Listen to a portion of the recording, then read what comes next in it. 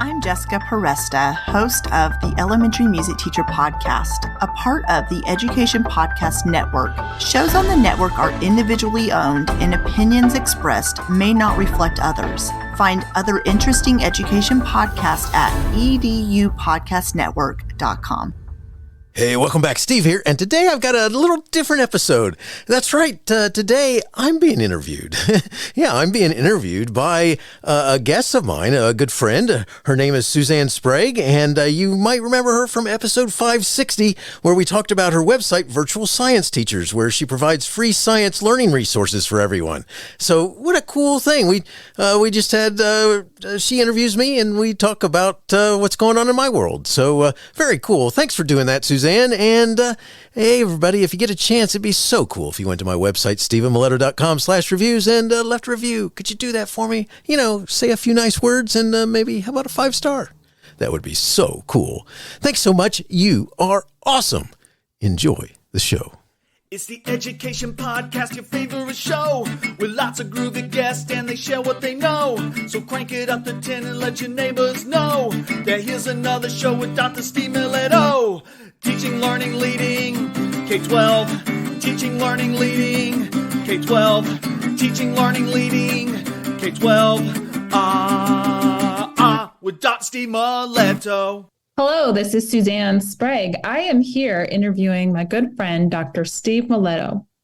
Steve has been an educator in Georgia for 36 years. He has served public school families as a history teacher, assistant principal, and high school principal. In 2009, he was the Georgia Principal of the Year and a finalist for NASSP MetLife National Principal of the Year in 2010. As a teacher, he taught U.S. and world history. He was a yearbook sponsor, theater sponsor, and soccer goalie coach. Additionally, he was the Teacher of the Year at Southwest DeKalb High School in 1989.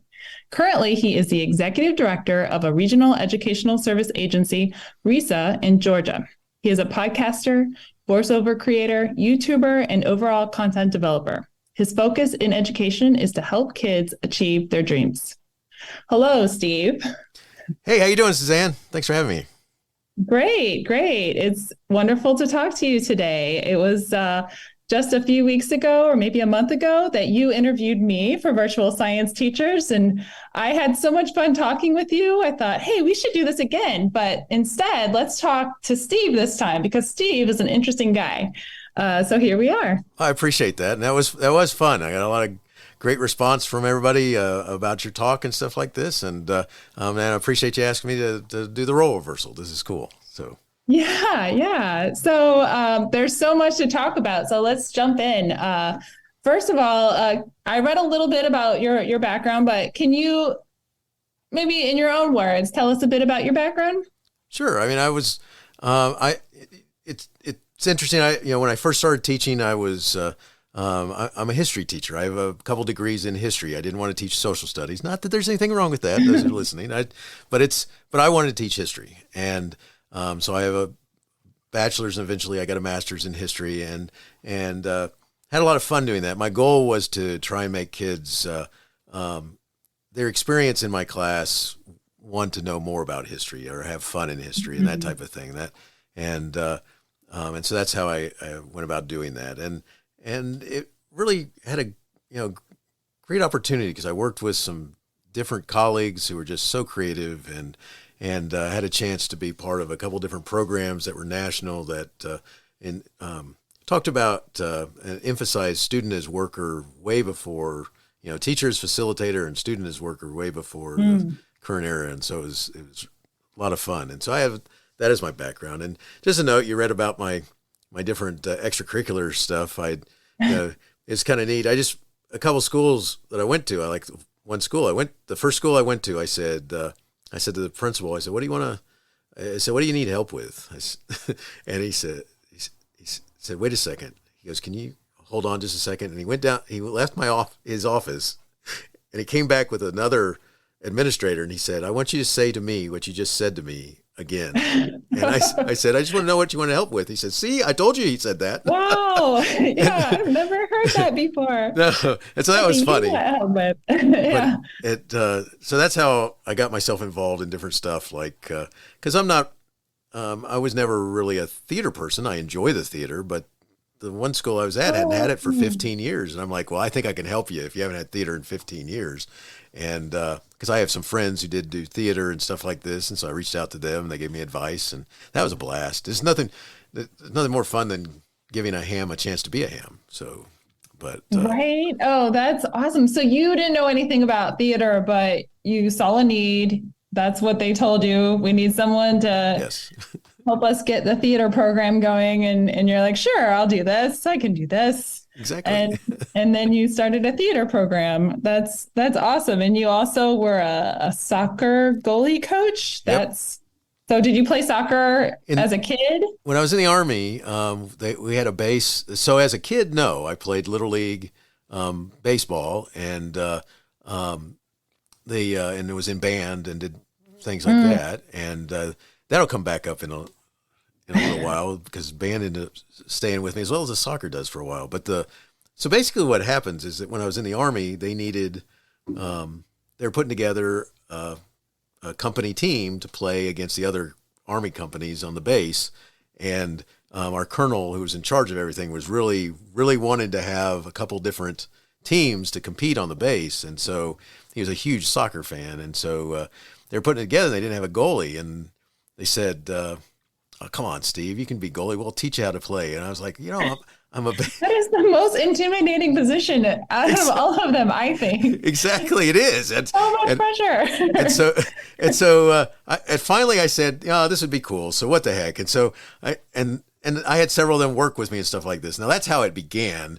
Down the road, what happens is I end up going to different soccer training. This is after the Army. I end up going to different soccer training to learn how to be a better goalie and all this sort of stuff. And then so that I could also coach it. And then my oldest son at that time, he decided that he wanted to play soccer, not baseball or football.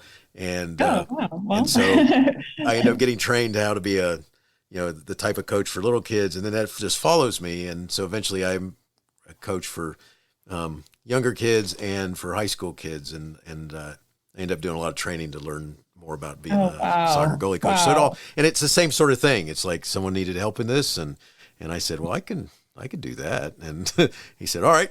It was a foot in the volunteer. door. Yes, exactly. That's and a willing volunteer. Exactly. So you're willing to put in the work to learn. I've tried myself to help my kids with their sports, and unless it's tennis, it just, I don't know, it doesn't go so well. But I'm happy for you. It sounds like it went really well, and you have a big smile on your face right now. So it sounds like those are some happy memories in your life. Oh, those are great memories. Those are, it's just it's soccer's fun, and when you're working with kids and trying to help them understand what to do in certain situations, and by the time you get to high school, some of them have such incredible skills that what you're really doing is just helping them fine-tune certain types of skills. And so like with goalies, making sure that how they go after the ball and how they protect the goal and how they come to the post, and there's just different stuff like that, and how they hold their hands when they catch the ball so it doesn't go through and bounce. They cause themselves to be an own goal, and it's and it's just fun. And the stuff with the theater, that was a blast. I mean, there's nothing better than helping kids learn. I brought in friends who were more skilled in those areas and attended some different trainings, and we had a blast. We put on different plays during the year, competed in one-act play competition, and had fun doing that. And then down the road, I ended up a brand new school was opening, and a guy that I really enjoyed being a teacher for.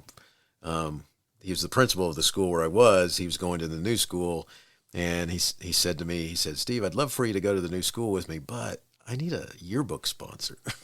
Ooh, that's a new thing that I've never done before, but there's a need. Exactly. So I said, what the heck? I can do that one too. And so I went to a colleague in the county and learned a little bit about doing it.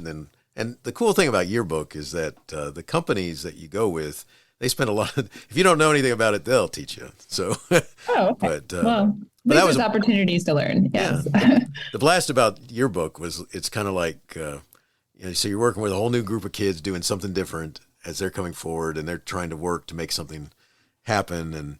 And it's, it's a cool thing. It's because a yearbook is a history book, actually. You're making the history of the school, and Right. it's pretty Yeah. cool. And even if they don't care about it the first couple of years out of school, eventually once they get to 5 and then 10, there's- Right. Yeah. And there's so much that's involved, like a big project like that those skills of working as a team and making the project come together. What a valuable skill that those kids can bring with them into their future careers.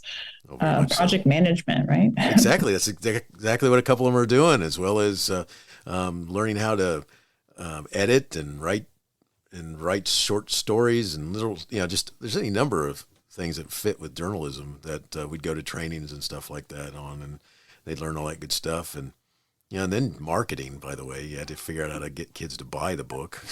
Oh, right. Yes. Yes. Yes. So yeah, that was another whole interesting thing. So I never did those all at the same time. Okay, that's good. Too many spinning plates at one time can Right.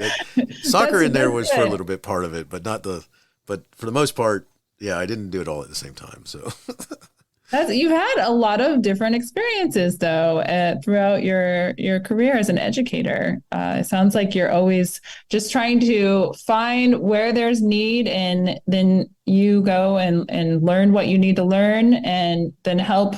You empower students. You empower them to achieve their dreams, which is your goal, right? Right, exactly. I mean, that's one of the things I firmly believed was that as a teacher, you have to figure out how to connect with kids. Well, the best way to do that is, first of all, be accessible in the class and the way you interact with the kids. But then outside of class, you got to be willing to do extracurricular activities, because that's how they really get to know you, and you really get to know them, and you work together on different projects. I mean, that's one of my favorite memories is painting props for the plays. All right. So, you're working with kids after school, and we're making flats that so it looks like a living room wall type thing, and first we had to build the flats, then we had to paint the flats to make them look like we wanted, and there's paint everywhere, and but it was a blast.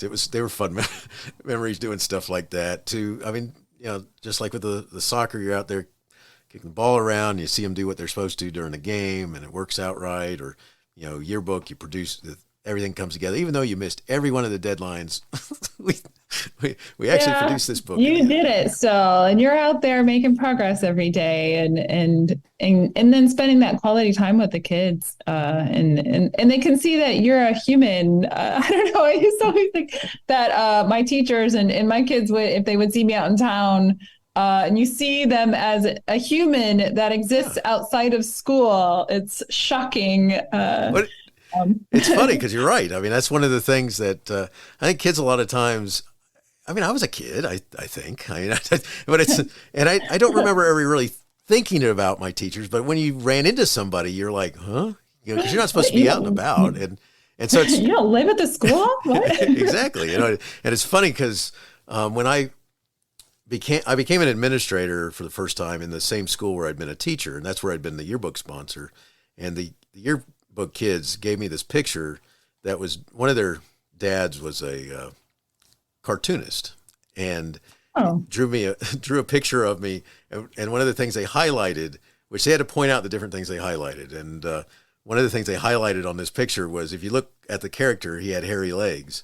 And, wow! And the reason why they wow, you noticed that, huh? Well, the reason why they put that in was because the first time we were working on stuff on a Saturday, and we were literally doing all this marketing and working on learning a little bit about how to market the book and stuff like this, and so I guess I wore shorts and a t-shirt and stuff like this, and they're, Mr. Miletto, you got hairy legs, and it's like oh my gosh, that's what you're going to be known for. Well, they memorialized me in this awesome cartoon character that has hairy legs, so Yeah, that's a little dangerous, actually, if you're drawing a cartoon of somebody. Oh yeah. But I'm sure you're easygoing, fun nature. I bet it was a lot of fun. Oh, it was a lot of fun. I took it all in good nature because in those days, had more hair and a lot thinner, and but the kids said I look like Chekhov from the original Star Trek, and so they made sure that the face looked a little more like Chekhov, and there are all these little things like that were nuances, and so. Right. I bet that kid still remembers you and thinks about you every now and then, right? Oh, it's a funny thing. It's we had I've actually run into some of them as in their adult worlds, or they've reached out to me, and it's just funny because it's cool stuff. But it's part of what I was saying though is that that's how you connect with kids, and they connect with you, and you get to know each other, and as a result of that, they love being in your class. They like doing stuff. And even though they might disagree with you about stuff and things like this, it's amazing what they want to work for you. So that's awesome. That's awesome. Now, how did your experiences as a teacher compare to your experiences as a principal? So, one of the interesting things is that as a teacher, now I don't know about other colleagues and peers, but I can tell you that I was very naive about becoming an administrator in the same school where I had been a teacher. And I still think that probably some of the kids gave me a break because they kind of liked me as a teacher. So even though he's an administrator now, we won't cause him as much trouble or something like this. But that's awesome. I still had problems, but but the funny thing was when I had to talk with a colleague about something they weren't doing that they should have been doing. And that's when I went to the cafeteria to do lunch duty that day, and I stopped by to say hi at the lunch table where my former department sat. That would be awkward. It was quiet. Nobody said anything to me. Oh. A couple of them had nods, but nobody said anything else. You guys have a good day. Yeah, I get the point. And so I had crossed over to the dark side. I no longer get to sit at the cool teacher table. No, and, nor be part of the conversation. But so that was one of the things that I experienced. Another one was you really get to know some people that you don't really want to know, which are like the probation officers, people like that who come with a deal when you meet with this kid, and their parents or guardians, and then what comes along with them is a probation officer, and it's like, oh, okay, I wasn't expecting that one, and then you learn a lot about the different situations that as a teacher you may have known about some of them, but you really start learning about the different situations that kids have with their home life and such, and it really opens your eyes. And I can imagine that's difficult to know all the different struggles that people are having that are all under your schools. Oh, it really is. It's one of the things I always encourage educators to do is that take time to create a visit where you and your colleagues go, and you go into the community where you work, and you talk and you teach, so that you see where the kids are and where the families are and the businesses are and stuff like this. Because a lot of times we get a job where it's further away from where we live or something like this, and you need to take time to get to know who they are and what they do and what they're doing on the weekends, what they're doing, what they're, if they live in an apartment. Have you ever been in those apartments? Have you ever been over in that community to see what they're right? Yeah. What are your students' lives like outside of school? And before we started recording, I thought it was really interesting. You were telling me a bit about how a school is, the community within the school is part of the bigger community, and all of the same challenges that the larger community has, you're going to see that in the school as well. So it makes sense to really go take a look around the community and try to understand it. Makes a lot of sense. And it just, it's funny because I don't think sometimes we think that way. And it's, for everything that's, it's just a replica of what they're dealing with outside and what the adults are doing or not doing. And, right. And that's an interesting aspect of it. At one school I was at as a principal, the school was becoming very, very rapid growth in becoming more and more Hispanic, Latino backgrounds and languages spoken and such. And as a result of that, a lot of kids would come up to me and say, try and check to see if I could speak Spanish or not. Espanol. And I'd say, no, I speak English. But because I kind of sort of have a look to me, especially the longer I play outside during summer and stuff like this. That darker skin tone. Yes. And you know, and so they check me out that way and stuff like that. But I was talking to the faculty about, we need to really get and understand, because what the kids would do is they'd come up to me and they'd see if I spoke language, and then they'd say, well, what are you? Right. And they'd say it like that. So, Mr. Miletto, what are you? And I go, what do you mean? Right. They're just trying to understand you. That's right. And I say, well, what do you mean by awesome. What am I? And I was kind of coy about it because I knew what they were talking about, but I'd make them tell me. And they say, well, you know, like, I'm from Guatemala. Where are you from? And I say, oh, you see my Italian heritage. And they go, oh, okay. Okay. They wanted to know your heritage. Exactly. And so in the community, it was interesting that, so what we did was we did a whole group of teachers, a TV studio with the kids and stuff like that, made this series of videos on who am I? And what they did was they interviewed community business people, and they got to show the different community businesses and who they were and what their background was and stuff like that. And so then that helped the faculty understand that a little bit better too. Oh, I love that. Was that part of a class or what? It was something I went to my leadership team and I said, hey, I keep getting asked this question and I think we need to do something where we all understand who we're working with, as well as then we can show it to the kids too, and they can see who, you know, is in their community as well, and we'll make a bigger series out of it. And that's how it grew. And so from that idea, then a couple teachers took it and ran with it and made it go from a vague idea to something real. Wow. I love that. That's kind of a little bit of a foreshadowing into what you do now, right? Yes. That's just trying to get to know the people out there and talking to them. Well, it really is. And it's something like, it's funny. I grew up as a little kid on Sesame Street. And me too. I didn't grow up on Sesame Street. But Right. Yes, watching Sesame Street. Sesame Street. And, there was, I don't know the exact words, but it's something like, who are the people in your neighborhood, in your neighborhood. So much for my singing skills. But I was going to join you, but then I thought I probably shouldn't. Yeah. But it's kind of like that's what I was channeling, was the idea that as we were talking about it, let's figure out who are the people. And it was funny because, a lot of the faculty did not realize how many of the businesses were Hispanic and Latino owned in the community, not far around, in the general vicinity around the school.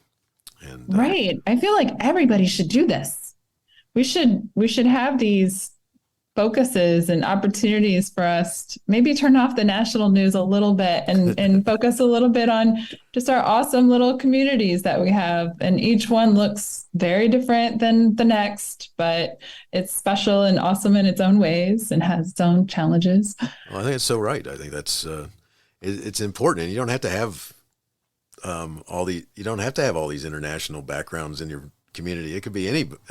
If they don't know who's there and what they're doing and what they're doing for work and where they're shopping and stuff like that, do you really know your neighborhood?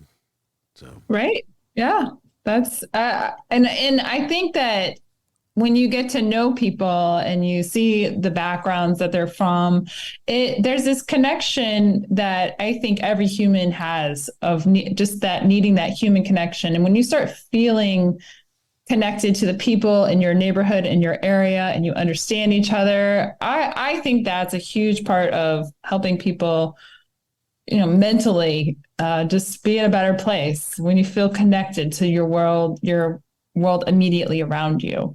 I love that project. That's so that you did that as a principal, right? I was a principal, but it basically became a conversation at a leadership meeting, and then a couple teachers said, hey, we can do this. And one of them was the TV studio person who had the TV class and got her kids working on it. They went out and interviewed business owners and visited different places. And then they put this whole video thing together that we showed to the faculty. And then we did a bus trip around the community on school buses, where all the faculty were on the school buses, and went and saw those businesses. So it was fun.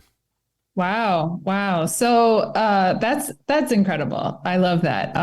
And now you are you have a position working with RISA, and you support I believe you said 5 different school districts. Yes. in your role at RISA. Can you tell us a little bit about that?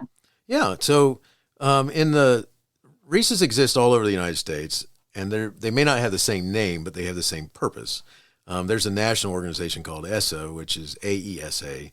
In the state of Georgia, we call them RISAs. At one time, they're called SESAs. So the ESA is the important part of it, but the name in Georgia means Regional Educational Service Agency. And back in the late 50s in Georgia, they were created to support rural school systems. And today, every school system, public school system in Georgia, is required by law to belong to a RISA. And so it's done regionally. And I'm in just as you're coming into the mountains of North Georgia. And so basically what we do is the superintendents of each of these school systems sit on our board, and they either ask us, hey, can you help us with this? Or we also share things with them. And so I have a team that is made up of some consultants, and we go about trying to help them. And basically my answer is almost always going to be yes. And then I go to the team and say, now figure out how to do this. So it's right. Yeah. This is reminding me of earlier in the conversation where you asked, how can I help you? Yeah. Now you're doing that on a different level.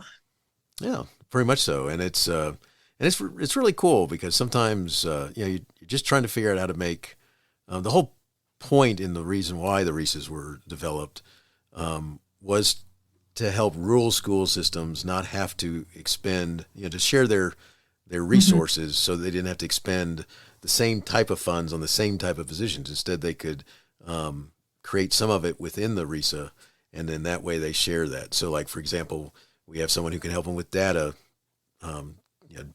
taking it apart and telling them what it means. We can have someone help them figure out how to go after certain grants. We can have someone help them with math and English and science and social studies, or getting ready for the tests. It's just, there's just any number of things. One of the things I've done in the past is created a couple of classroom management classes, and then I would go visit teachers that needed me to come actually observe them and then give them some feedback and some help, since I wasn't one of their evaluators and I'm a little less threatening. It was a safe place to expose some rooms for improvement. Yeah, exactly. And I've done a class on formative assessment. I've done a class on grading, and currently right now I teach a class for substitute teachers, people who want to be substitutes, and I also do some training for the school boards and stuff like that. So there's any number of things. It's basically trying to find out what it is that they need and then figure out how to help them. That's what we do. Wow. You wear a lot of different hats, it sounds like, or you're doing training, and then you're meeting with different schools and you're connecting them with the right people. And you are the host of a podcast. Yes. Can you tell us a little bit about what inspired you to start an educational podcast? Sure. Well, first of all, when I was a principal a bunch of years ago, I was listening to some podcasts, and I thought that would be really cool to do. And I was also toying around with whether I should have, be on Twitter or, do some of the early social media. And I was a little worried that, you say the wrong thing, and next thing you know, the school system's saying, why did you do that? And, and so that kind of kept me out of that world. So I just listened to other people's podcasts, and the good thing is, the bad thing is that I could have had a lot of fun with it.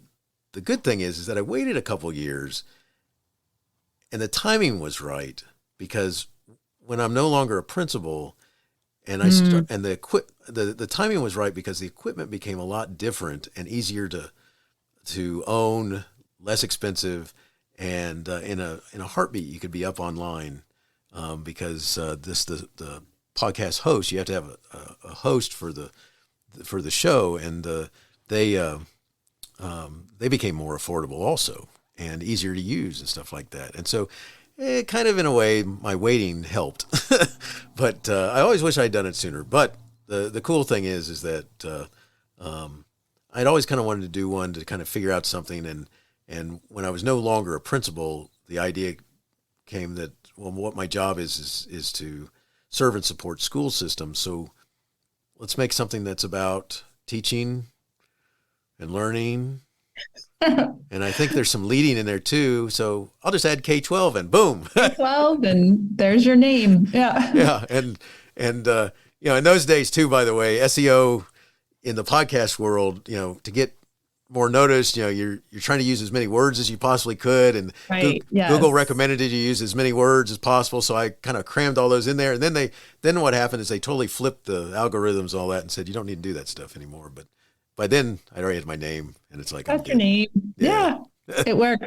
It works. And you do talk a lot about all of those topics, and you talk about a lot of different things on your podcast. How do you go about deciding each show, and how do you find the people that you're going to talk to, and which topics you're going to cover? Well, some of it I have a lot of help. There's a lot of different, one of the things that's different from now and when I first started, because I started in 2013, and it's funny then because I can remember going, all right, what am I going to talk about?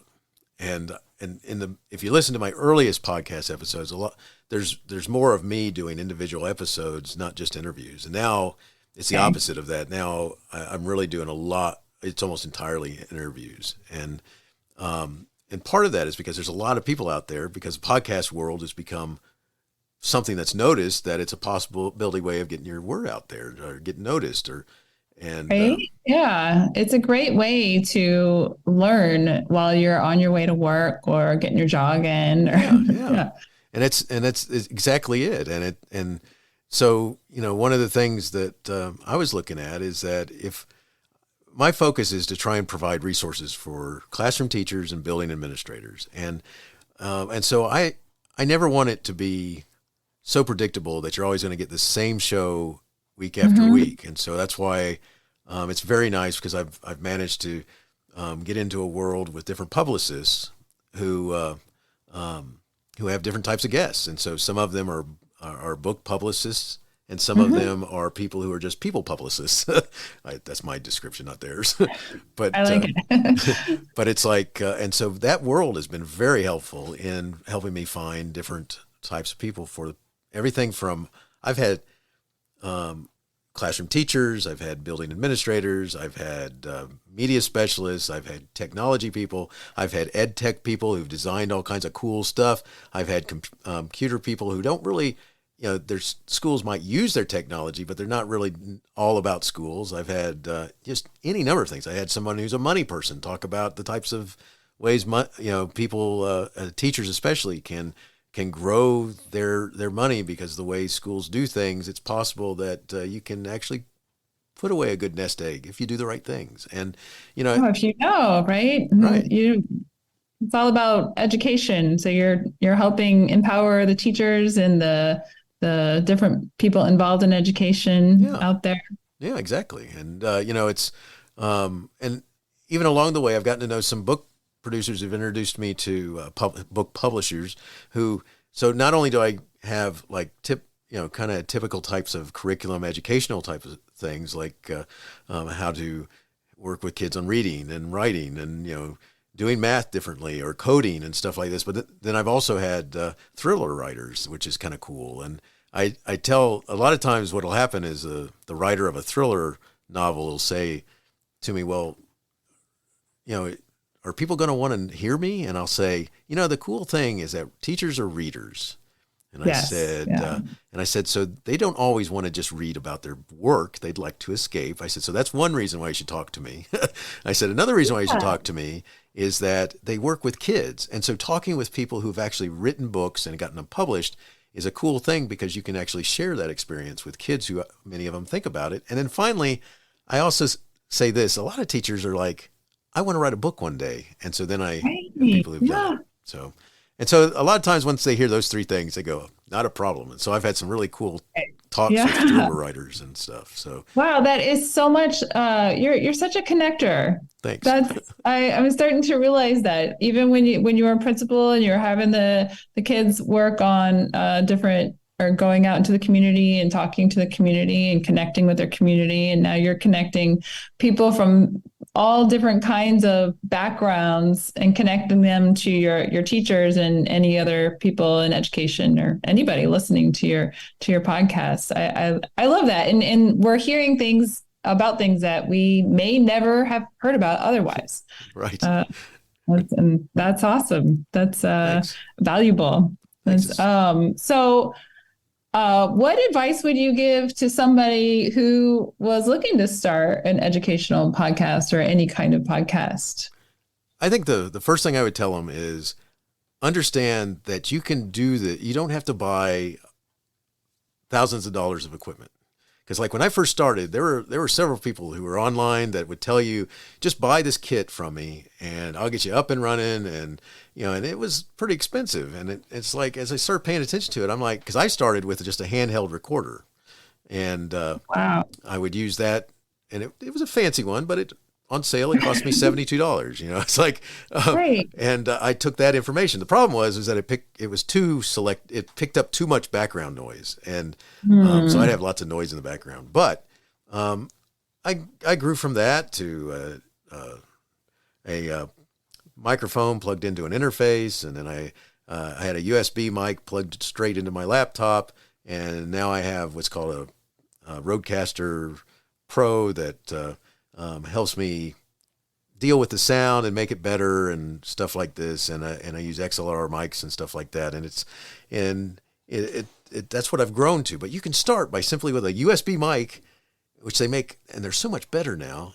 And you just plug it into the USB port on your laptop and you're up and running. Because most of them, because I use a freeware called Audacity to edit. And so you don't have to pay for that. And Wow. you can literally be up and running within half a day as you start figuring out how to do things. So the next advice is, first of all, you don't have to pay a whole lot of money. It's easy to get up and running for cheap. And then the next thing is you've really got to find a host. There's lots of them out there. And today there's lots of really cool deals. Like I'm hosted by, this is not a commercial for them, although I've been for my 13 years with one company called Podbean, and but there's lots of other platforms out there, from Spotify to Blueberry to Libsyn, and just any number of them. And you just have to kind of look at them and see which one fits what you think is your need, and which is cool. So you do have to do that, and that's where one of the things that's going to come into this is being able to pay for it. So if you're not thinking that you're going to have this huge crowd or something like that, there's other ways of doing it. You could just record them and put them on your own website as opposed to having them hosted other places. So that's one way of doing it, getting around the host as well. But to me, you kind of have to settle on the topic, figure out what your point is going to be. Mm-hmm. And then you really need to kind of like write some ideas about, so you could create within a couple of weeks, 10 episodes, 7 episodes, something like that. And if you could do that where you're not posting them right away, but you start so that you can post episode after episode after episode for a few weeks because you created these 10, then you have a more likelihood of surviving, because I think there's data out there that says that a lot of podcasts don't make it past 7. And if Okay. So how did you make it past 7? You over 500? Is that what you said? Yes, I'm at 562 right now. Wow, that's a lot of podcasts. Thanks. Wow. Yes, yeah. So what was your secret to longevity and having sticking around for this long, really? part of it is just persistence in me.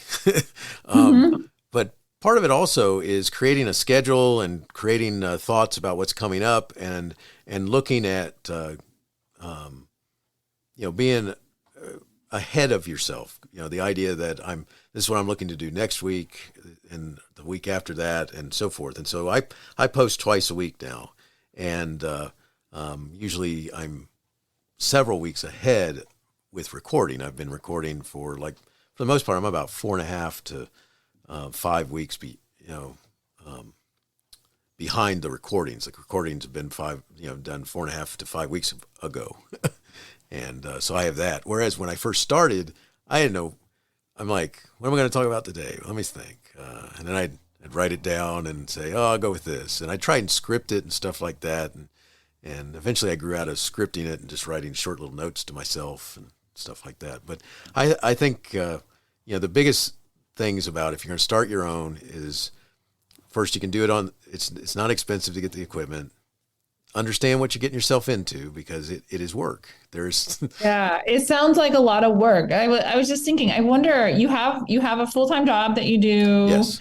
And then this is in addition to that. Yes. And that you probably don't have a lot of free time outside. I'm imagining. Does this take up most of your free time or a good chunk of it? It takes up.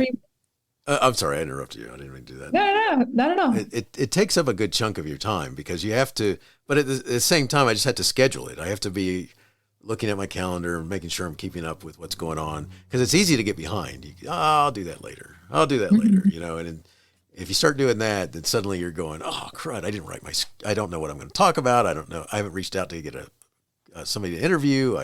I haven't edited this. I haven't edited that. I'm not ready to post anything. And because I think one of the most interesting things that I've heard from podcasters, it's a podcast about podcasting recently, is that they talk about how people don't realize that there is work involved. And so unless you're a celebrity, you can afford to hire a production company or something like that. If you're going to do your own stuff, then it's going to be work. And then, there are companies that are less expensive that are out there now doing some of the production stuff for you. But unless you don't have to do that. But you just have to know it takes time. Yeah, it sounds like you've learned a lot. You've taught yourself how to do all the editing, and you showed me a little bit some of your fancy equipment there. I wouldn't know where to start with that. The soundboard that you have, and the software that you use to edit. You must have just done a deep dive, like all of the other things, like teaching yourself about soccer, teaching yourself about theater, all the different projects or things in your life that you've decided to just tackle head on. I wonder what you're going to be like, what life is going to look like for you in 10 years. I wonder, you'll be, I don't know, it'll be fun. I'll have to reach back every so often and be like, okay, how are the podcasts going? And what other new thing have you taught yourself recently? Cool. Speaking of your podcasts in the future, what do you envision for the future for your podcast? Where's it going? Well, first of all, I'm at 744,000 downloads. And so part of the future is I'm trying to get to 1 million. All right. So for anybody listening, love to have you. You're on your way. Download. So I'm on my way. I'm at 744,000 and going strong. And which also means that at some point I'm going to hit 1,000 shows, those are two of my goals right there, is 1,000 shows and 1 million downloads. So, with that being said, there are thoughts that I have about maybe changing the format so that on some days it's about writing or it's about authors who've published a book. And then on other days, it's more about classroom stuff. So I'm toying with some ideas of making certain days about certain topics, I guess is my point. And I can tell you this, that twice a week is all I can take, because for a little bit, I did 3 times a week. I did that last year. And it was a great idea, but boy, was that killing me. And so I've scaled back from that. That won't be part of my future plans again, unless it's just a bonus episode or something. But a big part of it is I want to toy with trying to figure out maybe having a topic day that's specifically about something, so that it's not, so that you know that on this day, that's what's going to come. And so, for example, like I've done some technology ones in the past where there were a couple technology directors that would meet with me that are nuts. All right. And they're funny, and they're in my shows, and they were fun to talk with, because the one, he's like in a comedy routine where you always have the one who always falls for whatever the funny one says. I had one who's like that, and the one who's the funny one, and you just never knew what you're going to talking about. And so, like, we had a funny discussion about who would have thought that, how in order to make an Apple product work, you have to have all these dongles, and they call them dongles. And we had the goofiest conversation about dongles. It's like, it is kind of a goofy sounding word. Yes. It's like, and that's kind of what we got into, is these goofy sounding words. And, it's, so anyway, that's part of my future plans. I don't know if that's helpful or not. That's very helpful. I'm excited to check back in with you every so often and see what you're doing. And awesome. I am curious. I know that you've spoken with so many different people from different backgrounds and different situations, and contributing to the world in a variety of ways. What are some of your most memorable moments or episodes of your podcast that you've had so far? I've had some interesting one. All of them are fun, and I've got different things going on. I learned different things from them. Like, for example, early on when I started, I talked with a friend that friend was very talkative. Whenever you could talk forever with the person, and so I invited that person on my podcast. And I'm on purpose not saying anything about who they specifically are, so that in case they're listening, I don't mean to offend them. But at the same time, so in the beginning, I came up with just topics to talk about instead of like, I now create a set of guiding questions that I send my guests. And I do that because of this event that happened, where I just came up with like 4 topics and thought we'd be able to make that happen for a long time. And what happened was 5 minutes was pushing it. All right. And I'm like, oh my gosh, we're about to finish. And it's not even 10 minutes long.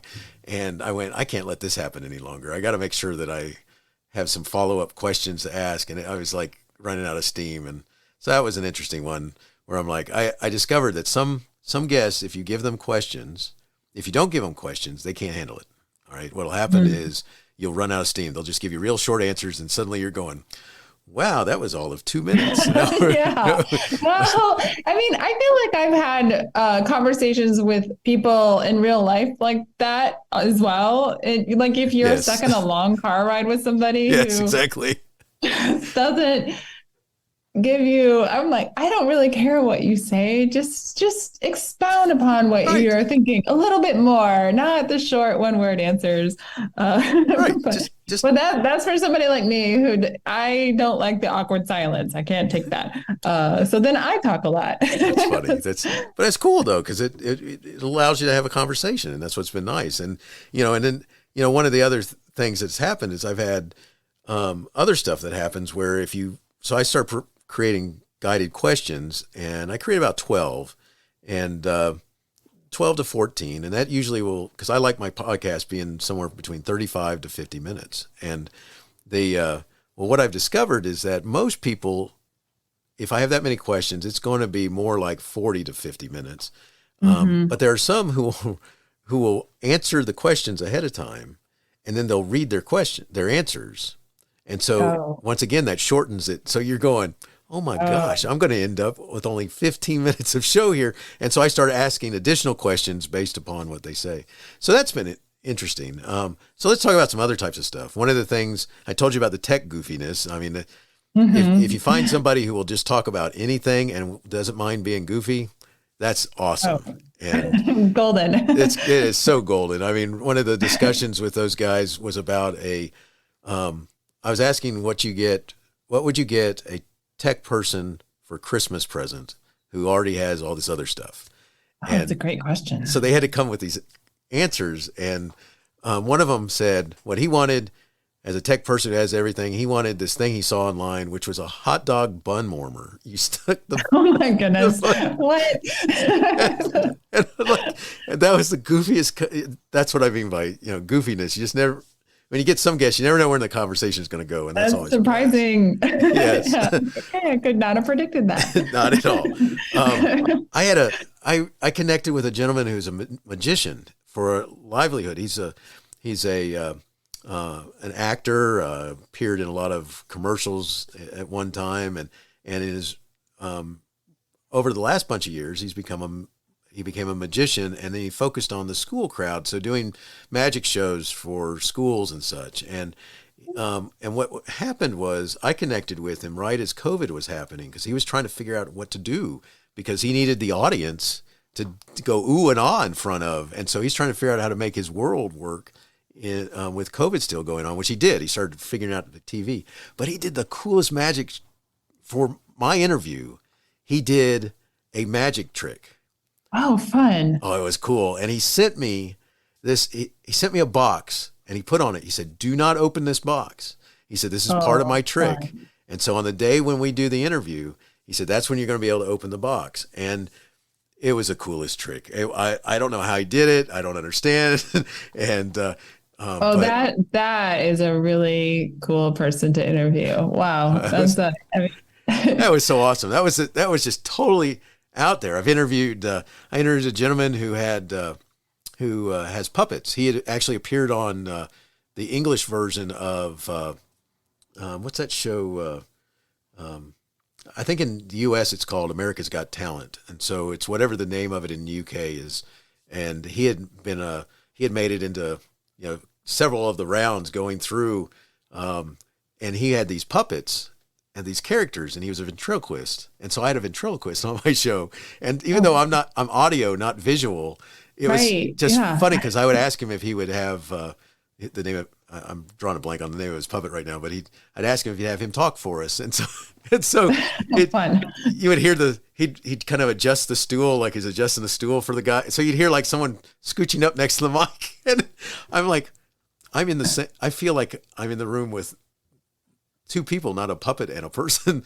And that is funny. Yeah, wow. So were you were in the room with them? Do you interview people like not over Zoom sometimes? Sometimes not over Zoom. I love doing them in person. They're a blast, because you don't have the awkwardness of sometimes of well, first of all, you don't have to worry about the thing slowing down or stopping or getting some weird pause. But the other thing is that you're actually in the room, so you kind of read each other's expressions and stuff. And conversations sometimes are easier. But you were telling me before that sometimes people's cats or whatnot. I actually make sure before I talk to you that the cat is outside, so she doesn't. Oh, those are some of the fun right in front. Yeah, those are some of the funniest ones are with pets and children, because like you're interviewing somebody and they might be sitting and there's a door behind them and the door's closed, and then suddenly the door slowly opens. And when the door slowly opens, you're wondering, you're having a conversation, but you realize something's about to happen because the door is slowly open. And in a couple of cases, it was a child who's come home from school who is, psst, psst, hey, I'm home. It's like, can I have some cookies? Yeah, stuff like that. And so I said, just go ahead and do what you need to do. So and we can pause this. And then I've had cats, which you mentioned. The cats have always been the most destructive ones, because they kind of, you see the door open and then you see this little tail in the air. And then the next thing you know is the whole laptop, the image is shaking because the cats jumped on the table. And that would be mine. And then it's funny goodness. stuff. My favorite one is a dog. All right. I've had two funny dog ones where the one dog wouldn't stop barking. So the guests took the dog outside and the podcast outside, so that she's talking to me on her phone and walking the dog, which stopped the dog from barking. But we had other things happen, like other people outside and stuff. But because it's kind of noisy when you're out talking and walking at the same time. Yeah, that was a funny one. And then there was a really giant dog. The gentleman, he did podcasts for part of his business, and so he had his office set up that way. And so you're looking at him behind his desk, and so there's not a door right behind him. But what you saw was suddenly there was this head and tail that went behind him, and he doesn't see it happening.